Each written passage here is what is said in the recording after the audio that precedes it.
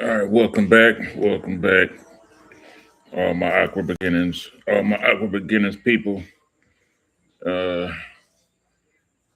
Today in Little Dirk trial, they say that man, his lawyers put on the gloves, man, and put in work.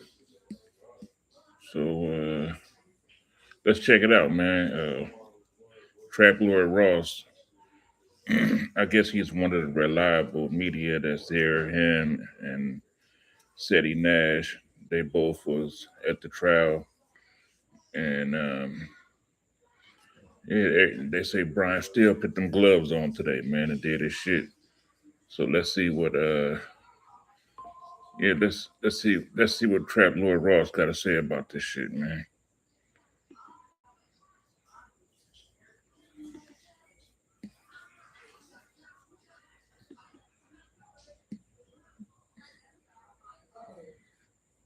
He said, "All right, y'all hold tight real quick. Let's see what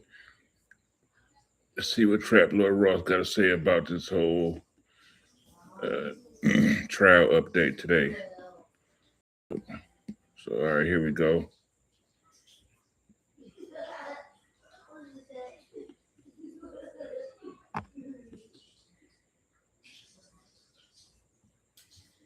All right, let's get to it. Here go Trap Lord Ross.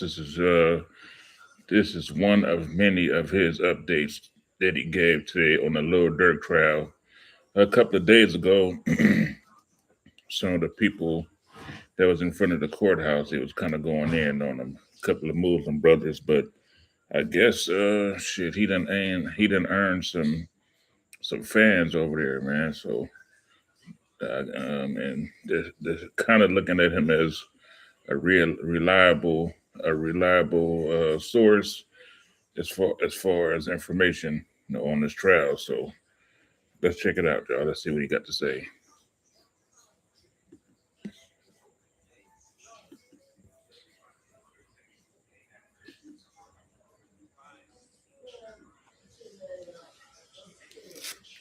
What the heck? No sound.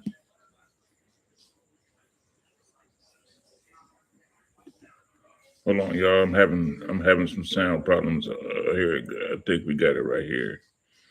All right, here we go. Let's get back to it. You could tell he was onto some shit because Brian Steele basically brought up a woman's name. I won't say her name, all right, because it's not really important. But he basically said you came back out of jail. You said you had no money. Dirk sorted you out some clothes, and you put your parole to an address. It was a woman's address. Brian Steele said the name, and Jam laughed. He went, "Yeah, yeah." They said you lived at her house. He said, "Look, I used her crib as a parole site, but I wasn't living there."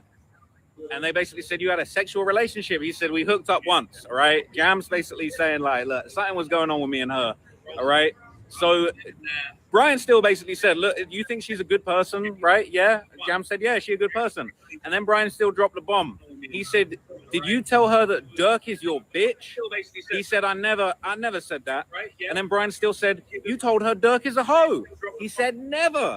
And then Brian still said, by the time you got out, Dirk's career was booming. And you said that he owes you because he used your name in so many songs.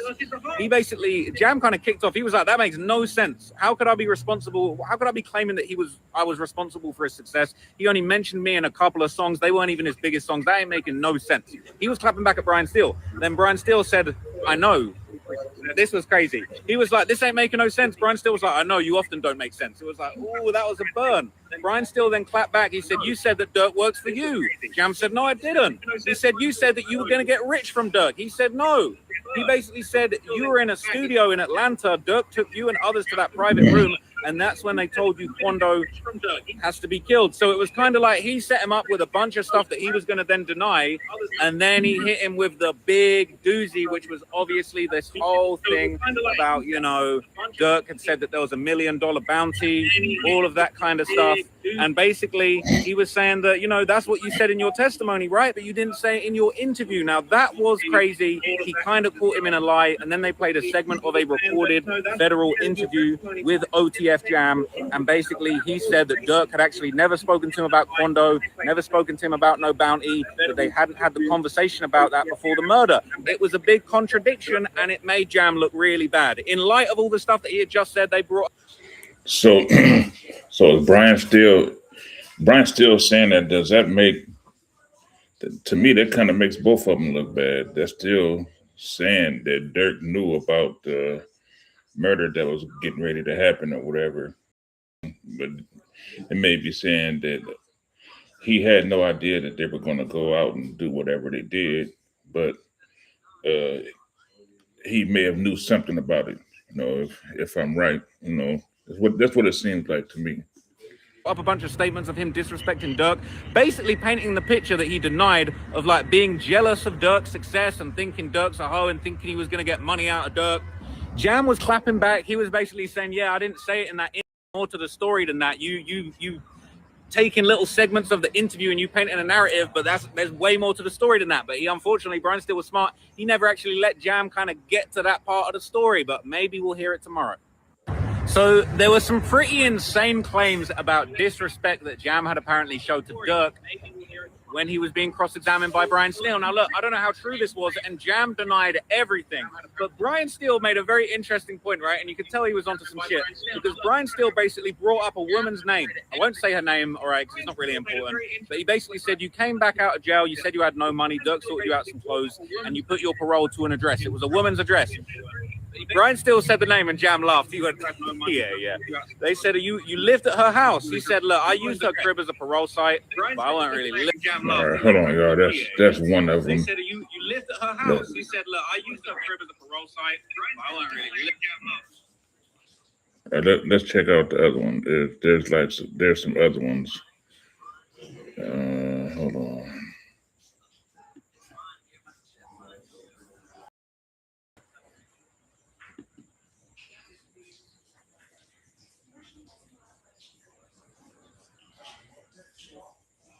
Let's see.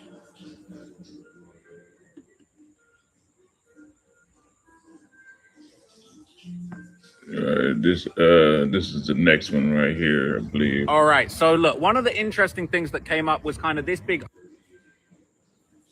This was the same day, a couple of hours before the break. He had went out to talk to the people a little bit. So let's see what he got to say.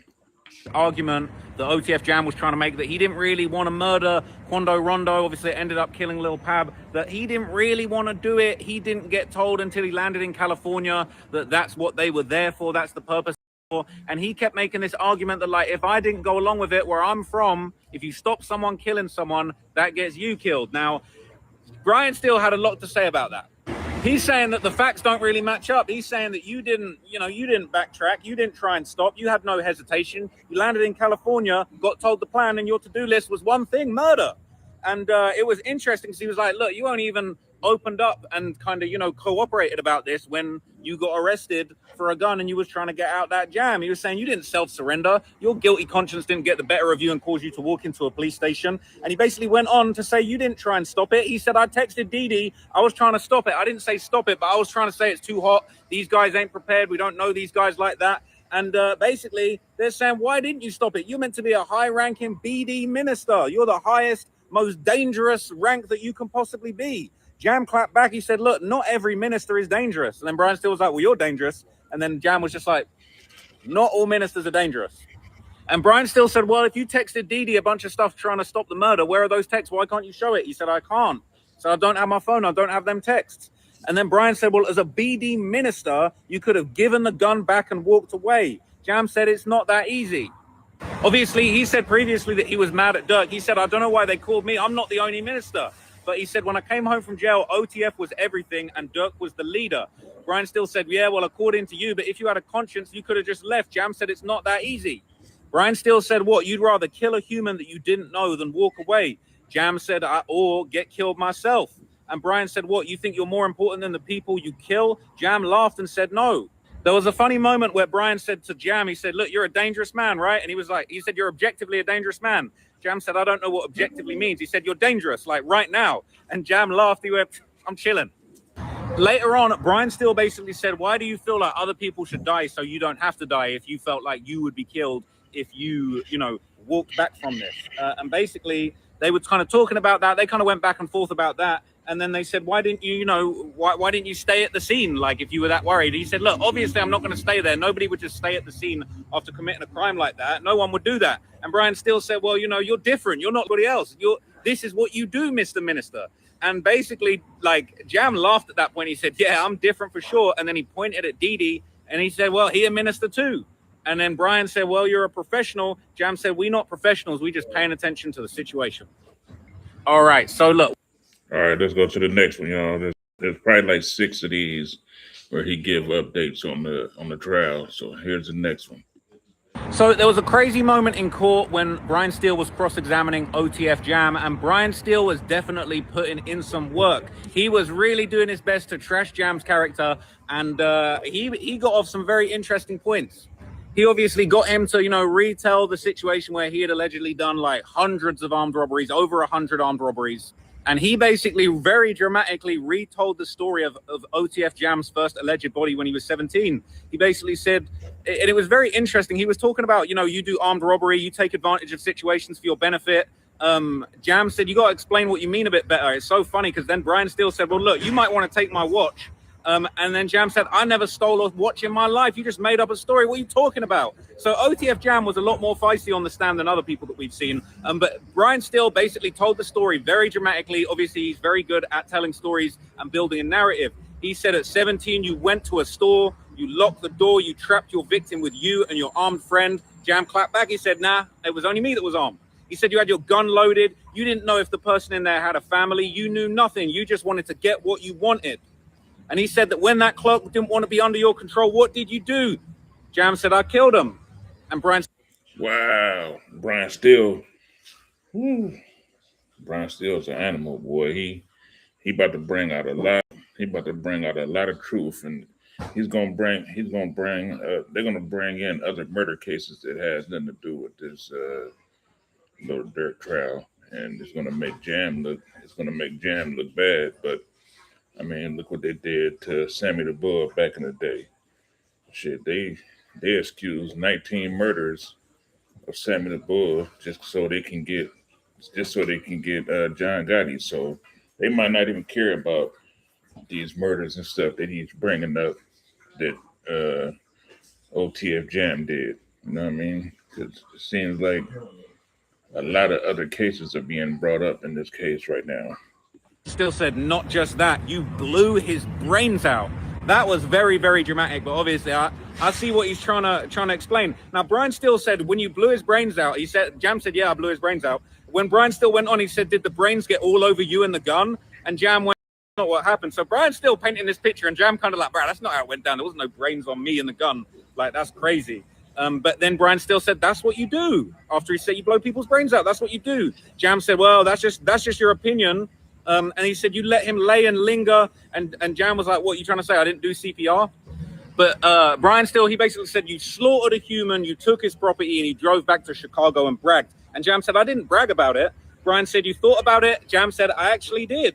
They said, what did you do about it? And he said, I thought about it, and I called a gang meeting. They said, you ever meet with the victim's family? He said, nah. Brian Steele said, you just went on with your life. It didn't bother you? And he said, no, it did bother me. That's why I called a gang meeting. But then that was dramatically followed by him saying, you killed other people. Jam said, who? He said, Lil Dean. Jam said, I didn't murder him, right? And then suddenly there was a sidebar. That kind of kicked off a whole fury in the courtroom. There was then a private conversation. After that, it was made clear, basically, they went back and forth. And Jam said, this was a kidnap resulting in death. I pled guilty, but I didn't pull the gun. I didn't kill him. I didn't even see him get shot.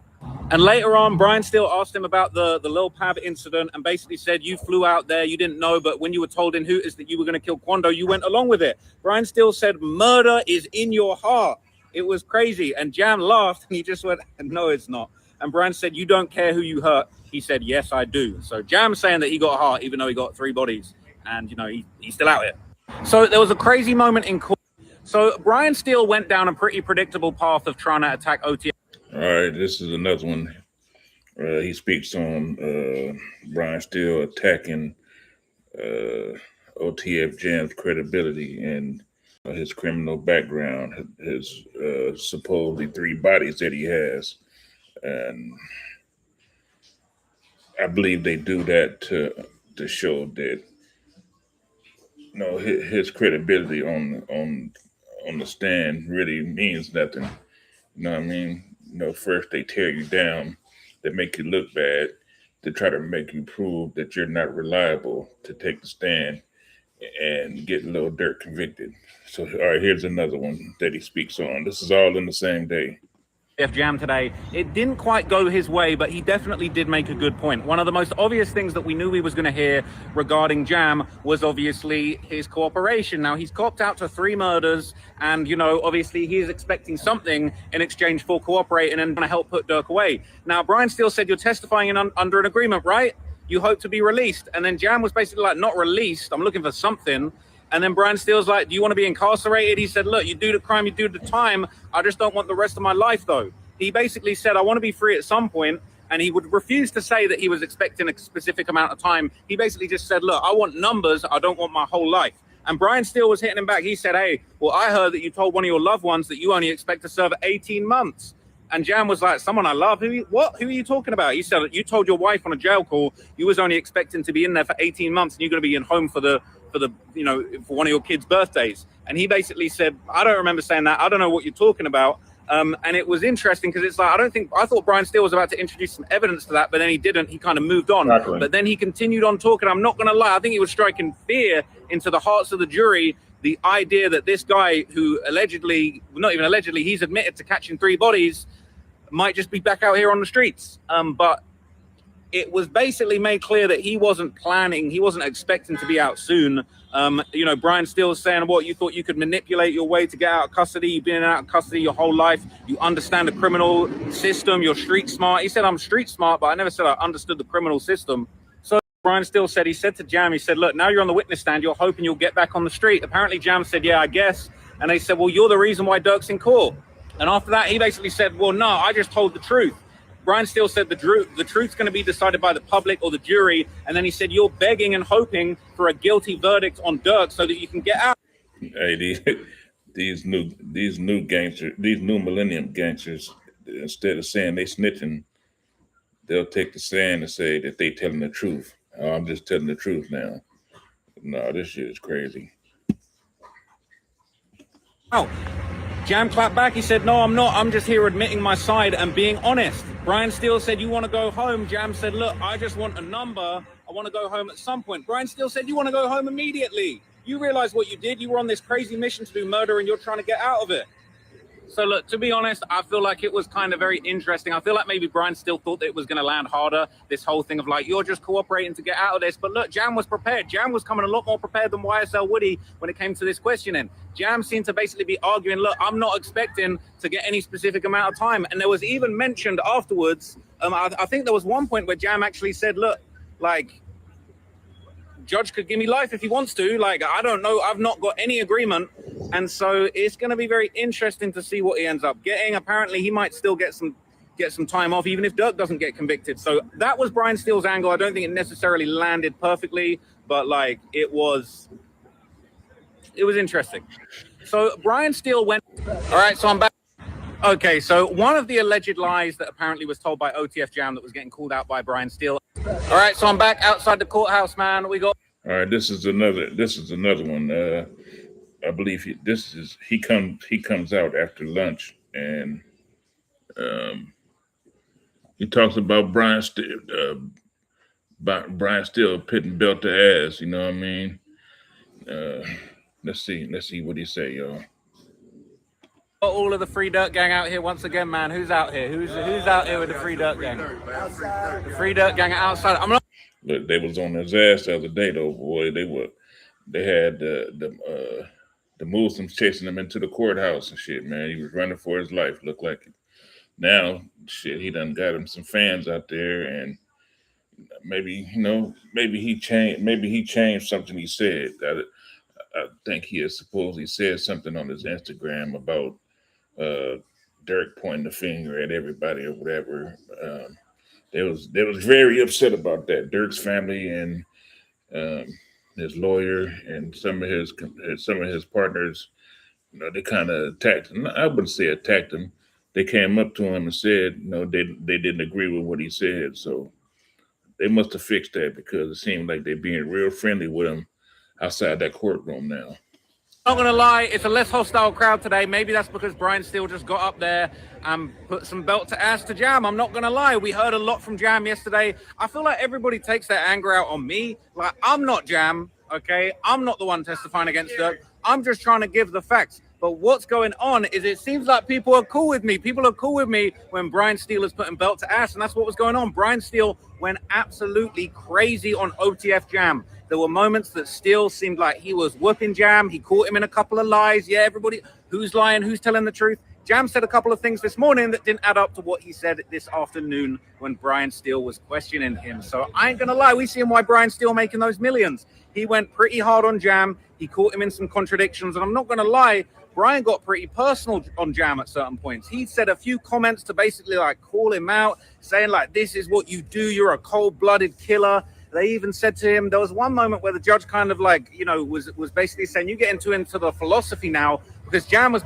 Boy, that nigga Dirk has some killers on the payroll over there though. When you think about it, when you think about his team he had over there, Jam, DD, and I forgot the other one name, but yeah, he obviously has some killers over there on the payroll, man. That was putting in work for him. Basically saying, look, if I didn't kill Pab, if I didn't participate in this, I didn't know what I was even meant to be doing until I was flown out there. And if I said, no, where I'm from, if you stop someone getting killed, that's what gets you killed. And so Brian Steele was hitting him with these philosophical questions, being like, oh, yeah, well, then what makes you think that your life was worth more than somebody else's? This is just what you do. You're a cold-blooded killer. It was pretty crazy, but I'm not going to lie. I'm going to give you a whole bunch of updates from my notebook in separate videos. But Brian Steele went ballistic on Jam. But Jam had a few good moments where he kind of clapped back. And I'm not going to lie. Everybody comparing this to the YSL Woody situation. Jam's smarter on that stand than Woody. No disrespect to Woody. I know Woody don't like me anyway, so it is what it is. But at the end of the day, I feel like Jam a lot smarter. He a lot slicker. He low-key was disrespecting Brian Steele at certain points. And Brian Steele was disrespecting him back. There were a few things that sounded kind of improper. That sucks, man. They don't have any. They won't have any cameras inside the courtroom, so we have to rely on this fool and City Nash. You know what I'm saying? They're pretty reliable, but man, I want to see the look on Jam's face.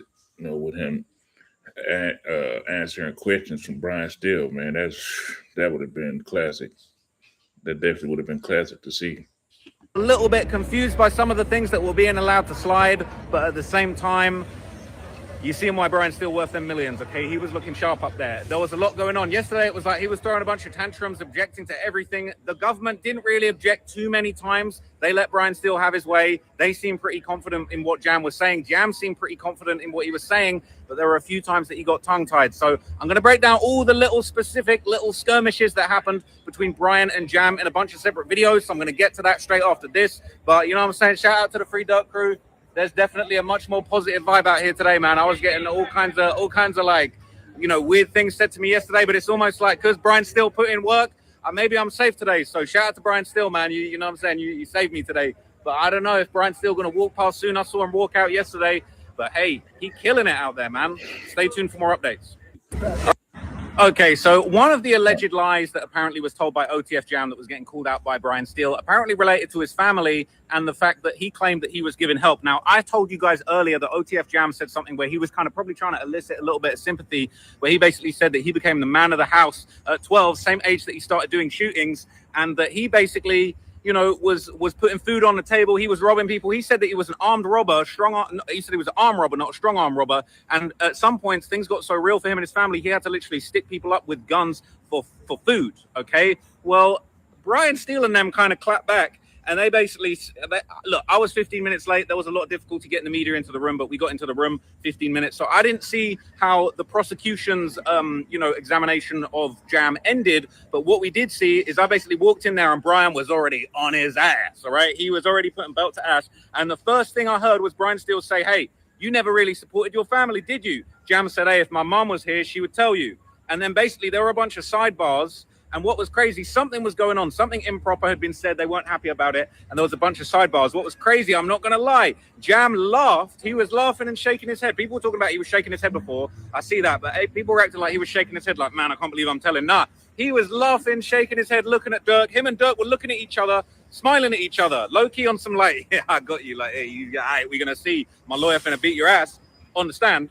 And what was basically crazy is that Brian Steele was forced to move on. But we actually... This shit like the playoffs or something like that. You know what I mean? They smiling at each other, pointing fingers at each other and shit in court. Man, this shit is like the NBA playoffs right now.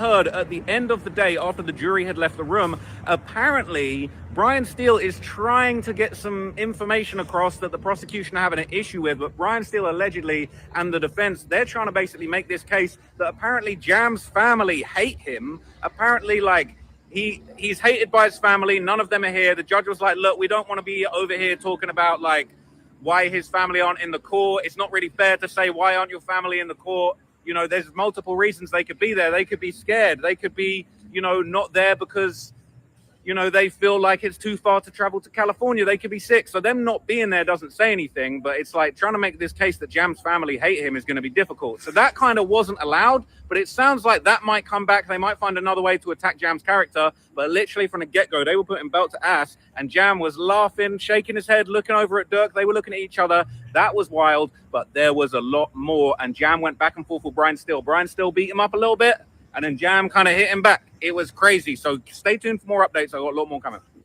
Okay. All right. So I just see Kanye for the first time. I just see Ye in the courthouse. Okay. And basically, it was pretty crazy. Kanye showed up. Shit, from what I hear, is a whole bunch of stars out there. ASAP Rocky, a couple of other people. But salute to Kanye for showing up. To see Ye in the flesh. He kind of walked in late. He wasn't there for the very start, but it seems like they low-key be treating the celebrities like VIPs in court, because Machine Gun Kelly was able to cut past all of the media a couple of days ago. Ye managed to get in even though there was a giant line and he was late. You know what I'm saying? They was making it work for Ye. Now, I'm not going to lie to you. Ye stared me down. He looked over to me and just stared me down for an extended period. He looked at me for longer than Durk did when Durk stared me down. I'm not going to lie. I was a little bit like, I'm really in the courthouse getting pressed and intimidated by Kanye West right now. This is straight mind games, okay? Now, what was interesting is he looked down for a lot of the testimony. OTF Jam was literally on the stand. We got Durk, Jam, Ye, me, all in the same room at the same time. It was surreal. Now, one thing I will say, and I'm going to criticize Ye for this, okay? Every time the jury enters and leaves the room, you have to stand. You have to rise for the jury and the judge. When the judge comes in on his own, you have to rise for the judge. And the judge made it very clear that the jury is actually above him when it comes to justice. It's the jury that are making the decision. So the judge, as well as everybody else, rises for the jury to show respect for the importance of the jury's role. You know who didn't rise for the jury? Kanye West. He didn't rise for the jury. He wasn't respecting the jury. He wasn't respecting the justice process. And I'll be honest, I don't respect that. I thought that was very disrespectful. I thought that was just not proper. And I don't really like how these celebrities are getting this VIP treatment, but then they're not respecting the jury. This is supposed to be a free society, free press, free speech, but you're supposed to respect. Who cares? He didn't get up and put his hand over his heart or pledge allegiance to the flag. Who cares? He come to check up on his boy Durk, man. He's taking this shit a little too far, bro. The jury is supposed to respect the judge. Ye wasn't really expecting. You're not even American, bro. Knock it off. Respecting any of what goes on. Obviously, he sees himself as a god, right? But at the end of the day, this case is in God's hands and it's in the jury's hands. So we're going to find out what happens. No disrespect. But I personally thought that Ye not rising for the jury was disrespectful and it didn't respect the justice process. As much as everybody wants to say free Durk, it's in the jury's hands and it's up to the jury to decide whether or not they believe beyond a reasonable doubt that Durk did this based on the evidence that's presented to them fair and square. So, yeah, I would suggest that everybody in the courtroom respect the jury. There's no indication that they're biased. All right, I'm thinking Durk is going to probably beat this case, bro. If y'all think the same, y'all leave something in the comments, let me know what y'all think. Y'all think Durk could beat this case, or, does he have an opportunity to walk? Or you think he's gonna get cooked, or what? Y'all leave it in the comments. There's a very diverse jury, all right? I'm not going to comment too much on the jury, but there's all this talk about, are there any black jurors? There are black jurors. There's jurors from all different races. I don't know nationalities. I've not spoken to any of them, and I don't plan to. But anyway, it looks like there's something going on in these streets now. There's some crazy ambulance pulling up. But I will see you guys next video. Yay, disrespecting the jury. Not feeling that.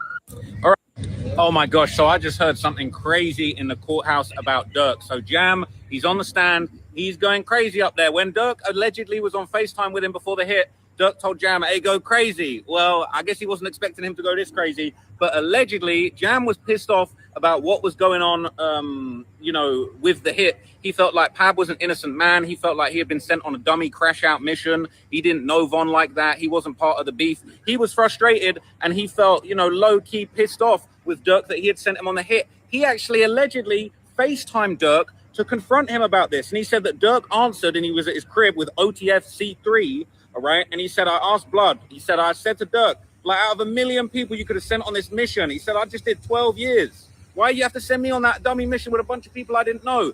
And apparently Durk cut Jam off. He didn't even let him finish. And apparently Durk just responded with a smile. He said, I love you, Jam. He said, y'all didn't hit Quando, but you hit Pab. Pab counts. He was on the internet saying he was smoking on Von. And he can't say that no more. And he was just smiling. He said Pab had been disrespectful about Von's death, and that basically it counts. That's apparently what he said. And Durk was smiling at him on FaceTime while that was going on. And what's crazy is Pab later said the reason why he told is because he felt like this whole thing was weighing on his conscience. They killed an innocent man. Pab ain't have nothing to do with nothing, but Lil Durk allegedly didn't see it that way. Now, look, if you've seen the long 4-hour documentary I did. I don't know, man. It's starting to look like Dirt might just get himself cooked, man.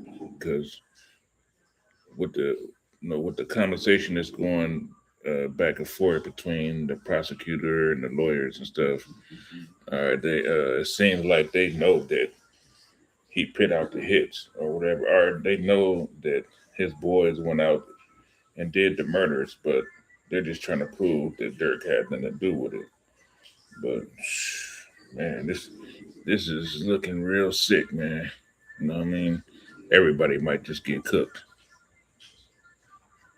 Probably like 2-3 years ago now. I've known about this case for a very long time. I did a documentary called Demon Slayers, all about King Von and Lil Tim and all of the things that have been going down in Savannah, Georgia before this happened. If you've seen that, you'll know that, no disrespect to Lil Pab or his family, but he was on a Clubhouse call with OTF members dissing them. He put up a few tweets that were kind of making fun of King Von, and he was standing on business with the Rolling 60s in Savannah, Georgia. He had his own RICO case that he was going to be facing. If Pab was still alive, he might have been facing these RICO charges to do with a car theft ring. That's no disrespect. That's not to say that he deserved it. He wasn't there when Von got killed, and this didn't sit right with Jam. Apparently, basically, Jam kind of thought, like, this isn't what I called about. He was surprised that Durk was talking so hot on that phone. He said, I called to ask why he put me in a situation with goofy dudes that I didn't know. And then he just starts talking about, I love you.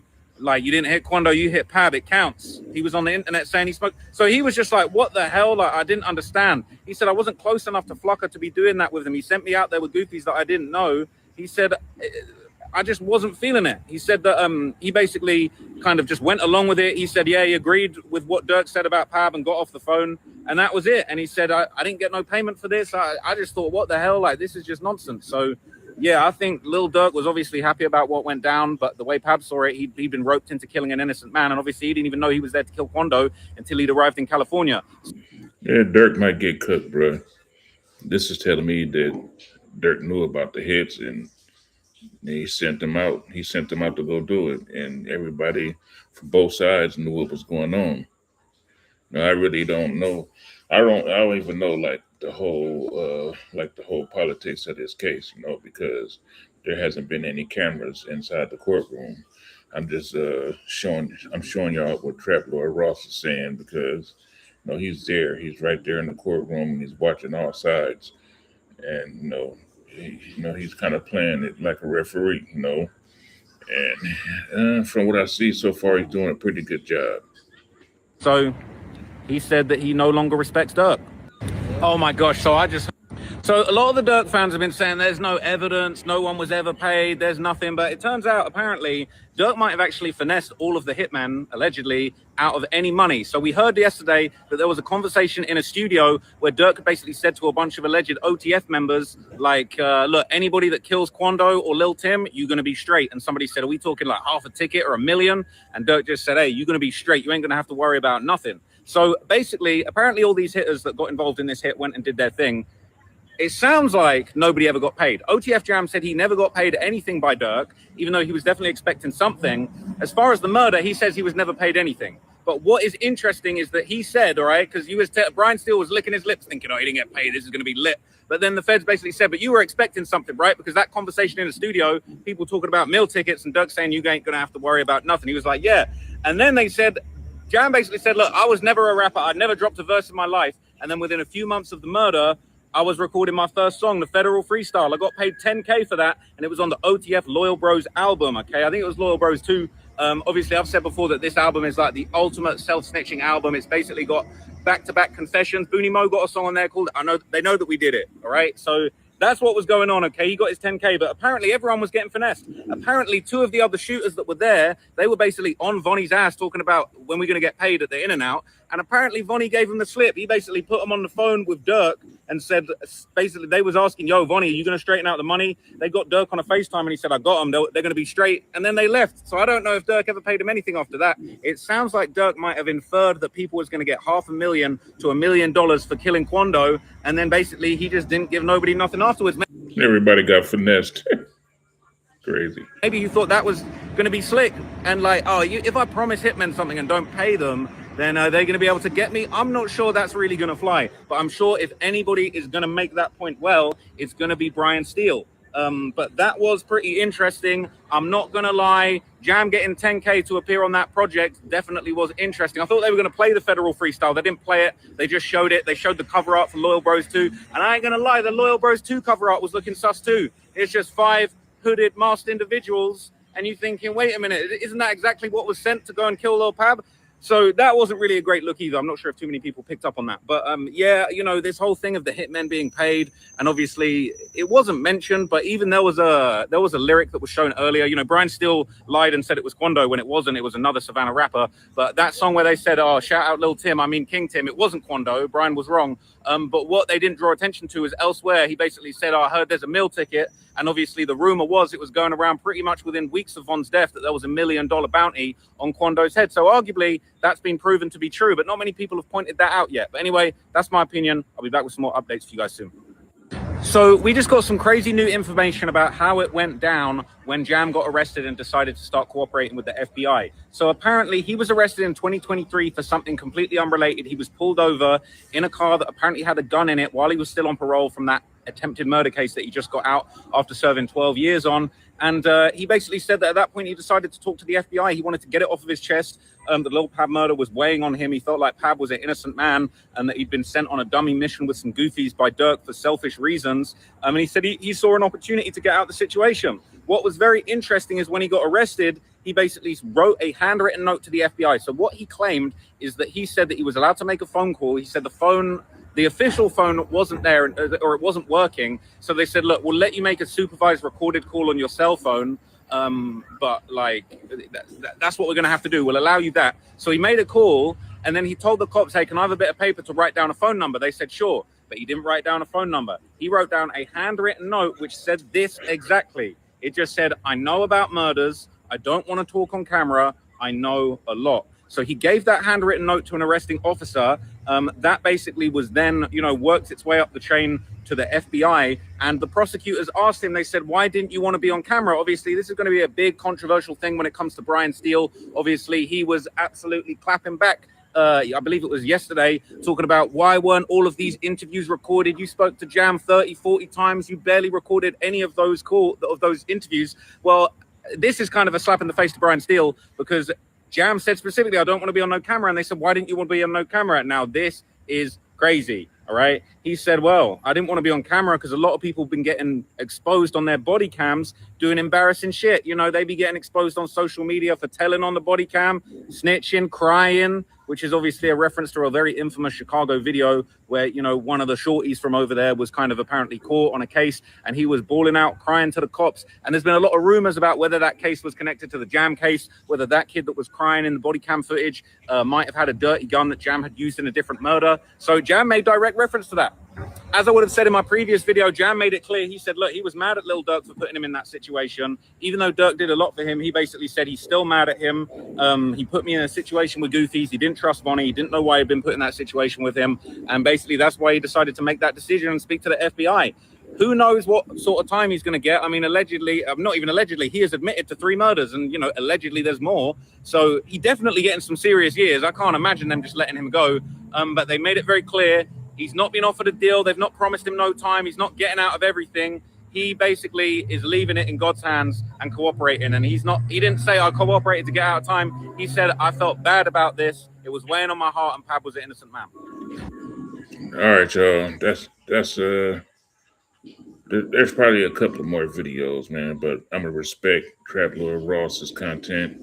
I'm gonna tell y'all to go over to Trap Lord Ross's Instagram, and there's a lot more. There's a lot more content on this case on his Instagram, or you can go to his YouTube channel, and he's basically he's giving updates on everything because he's been there since the beginning. So everybody, thanks for coming. Hit that like button, and we'll see what he has to say tomorrow, man. We're gonna check it out tomorrow, and everybody have a good night, man. It's 12:17 California time. You know what I mean?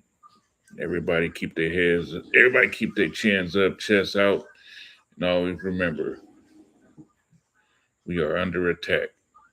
All right, y'all.